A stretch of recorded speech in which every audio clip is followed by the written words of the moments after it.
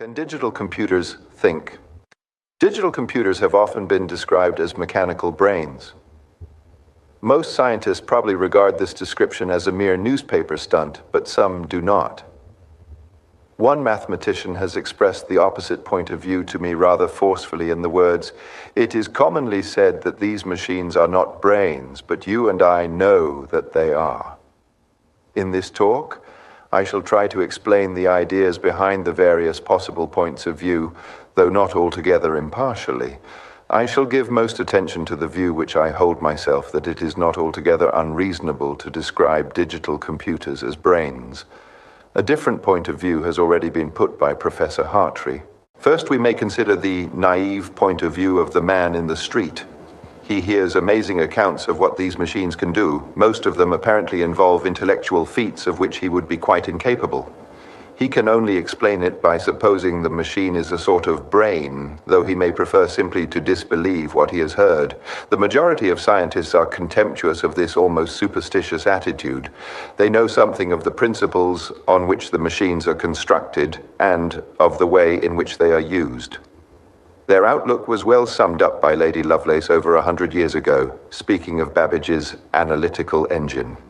She said, as Hartree has already quoted, "The analytical engine has no pretensions whatever to originate anything. It can do whatever we know how to order it to perform." This very well describes the way in which digital computers are actually used at this present time, and in which they will probably be used for many years to come. For any one calculation, the whole procedure that the machine is to go through is planned out in advance by a mathematician. The less doubt there is about what is going to happen, the better the mathematician is pleased.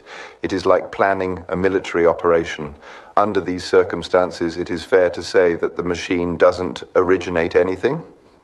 There is, however, a third point of view, which I hold myself. I agree with Lady Lovelace's dictum as far as it goes, but I believe that its validity depends on considering how digital computers are used rather than how they could be used. In fact, I believe that they could be used in such a manner that they could appropriately be described as brains. I should also say that if any machine can appropriately be described as a brain, then any digital computer can be so described. This last statement needs some explanation. It may appear rather startling, but with some reservations it appears to be an inescapable fact. It can be shown to follow from a characteristic property of digital computers, which I will call their universality. A digital computer is a universal machine in the sense that it can be made to replace any machine of a certain very wide class. It will not replace a bulldozer or a steam engine or a telescope, but it will replace any rival design of calculating machine. That is to say, any machine which one can feed data and which will later print out results. In order to arrange for our computer to imitate a given machine, it is only necessary to program the computer to calculate what the machine in question would do under given circumstances, and in particular, what answers it would print out. The computer can then be made to print out the same answers. If now some particular machine can be described as a brain, we have only to program our digital computer to imitate it, and it will also be a brain. If it is accepted that real brains, as found in animals and in particular in men, are a sort of machine, it will follow that our digital computer suitably programmed will behave like a brain. This argument involves several assumptions which can quite reasonably be challenged. I have already explained that the machine to be imitated must be more like a calculator than a bulldozer. This is merely a reflection of the fact that we are speaking of mechanical analogues of brains rather than of feet or of jaws. It was also necessary that this machine should be of the sort whose behavior is in principle predictable by calculation. We certainly do not know how any such calculation should be done, and it was even argued by Sir Arthur Eddington that on account of the indeterminacy principle in quantum mechanics, no such prediction is even theoretically possible. Another assumption was that the storage capacity of the computer used should be sufficient to carry out the prediction of the behavior of the machine to be imitated. It should also have sufficient speed. Our present computers probably have not got the necessary storage capacity, though they may well have the speed. This means, in effect, that if we wish to imitate anything so complicated as the human brain, we need a very much larger machine than any of the computers at present available. We probably need something at least 100 times as large as the Manchester computer. Alternatively, of course, a machine of equal size or smaller would do if sufficient progress were made in the technique of storing information. It should be noticed that there is no need for there to be any increase in the complexity of the computers used. If we try to imitate ever more complicated machines or brains, we must use larger and larger computers to do it. We do not need to use successively more complicated ones. This may appear paradoxical, but the explanation is not difficult. The imitation of a machine by a computer requires not only that we should have made the computer, but that we should have programmed it appropriately. The more complicated the machine to be imitated, the more complicated the programming must be. This is perhaps made clearer by an analogy. Suppose two men both wanted to write their autobiographies, and that one had had an eventful life, but very little had happened to the other. He would have to spend more on paper, and he would have to take more trouble over thinking what to say. The supply of paper would not likely be a serious difficulty, unless, for instance, he were on a desert island, and in any case it could only be a technical or financial problem.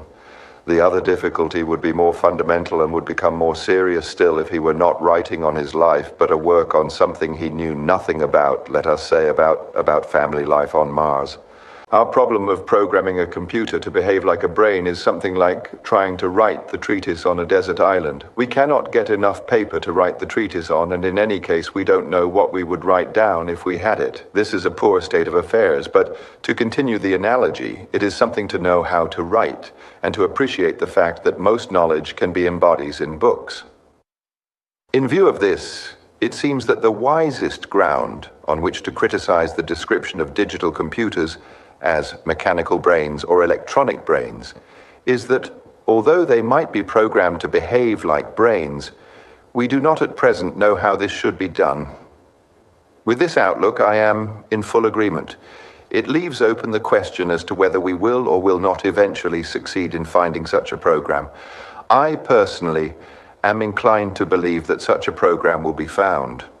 I think it is probable, for instance, that at the end of the century, it will be possible to program a machine to answer questions in such a way that it will be extremely difficult to guess whether the answers are being given by a man or by the machine. I'm imagining something like a viva voce examination, but with the questions and answers all typewritten in order that we need not consider such irrelevant matters as the faithfulness with which the human voice can be imitated. This only represents my opinion. There is plenty of room for others. There are still some difficulties. To behave like a brain seems to involve free will, but the behavior of a digital computer, when it has been programmed, is completely determined. These two facts must somehow be reconciled, but to do so seems to involve us in an age-old controversy, that of free will and determinism. There are two ways out. It may be that the feeling of free will, which we all have, is an illusion. Or it may be that we really have got free will, but that there is no way of telling from our behavior that this is so. In the latter case, however well a machine imitates a man's behavior, it is to be regarded as a mere sham. I do not know how we can ever decide between these alternatives. Whichever is the correct one, it is certain that a machine which is to imitate a brain must appear to behave as if it had free will, and it may well be asked how this is to be achieved.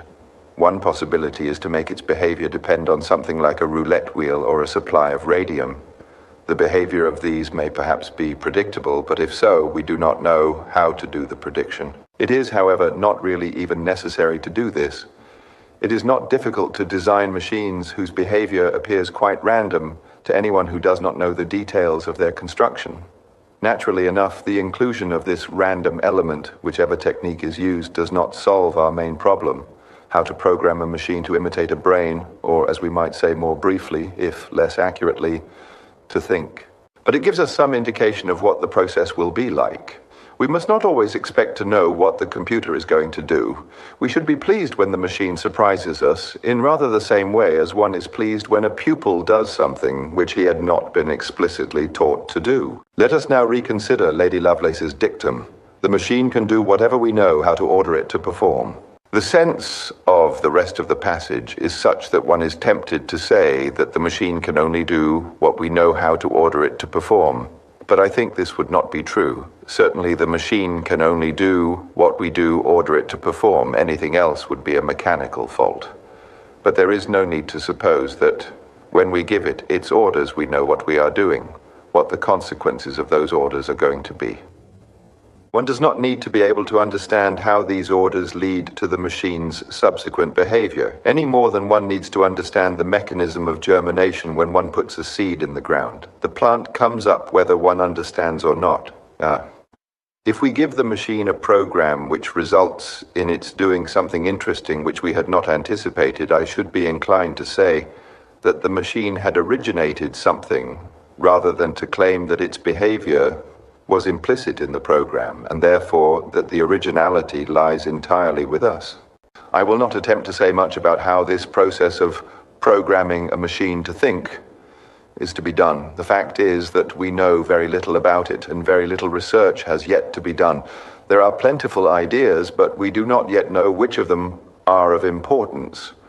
As in the detective stories at the beginning of the investigation, any trifle may be of importance to the investigator.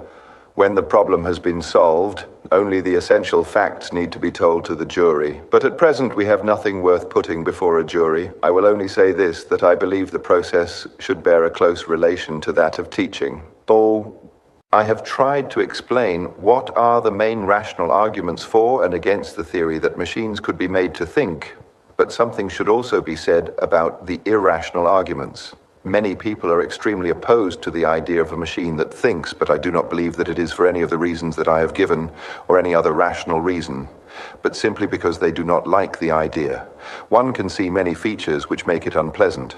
If a machine can think, it might think more intelligently than we do, and then where should we be? Even if we could keep the machines in a subservient position, for instance by turning off the power at strategic moments, we should, as a species, feel greatly humbled. A similar danger and humiliation threatens us from the possibility that we might be superseded by the pig or the rat. This is a theoretical possibility, which is hardly controversial, but we have lived with pigs and rats for so long.